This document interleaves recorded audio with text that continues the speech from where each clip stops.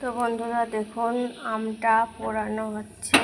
এইভাবে সমস্ত আমগুলা পুড়িয়ে আম পোড়া আমের শরবত খাবো। তো বন্ধুরা দেখুন, দুটো আম ছাড়িয়েছি, এটাকে এখন পুড়িয়েছি, এটাকে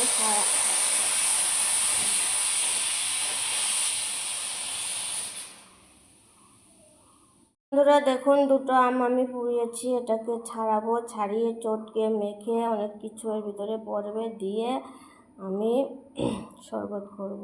বন্ধুরা এখানে আম পোড়া আমের শরবত করব, সেই জন্যে আমটা আমি পুড়িয়ে গ্রেট করে নিয়েছি, আর এখানে চিনি গুঁড়ো করে রেখেছি, আর এখানে ধনেপাতা আর কাঁচা লঙ্কা, এইটা পেস্ট করব।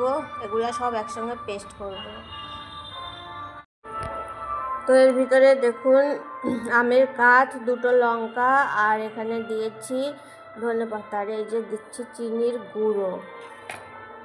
তো চিনিটা আপনাদের পছন্দ মতো দেবেন, যতটুকু লাগে।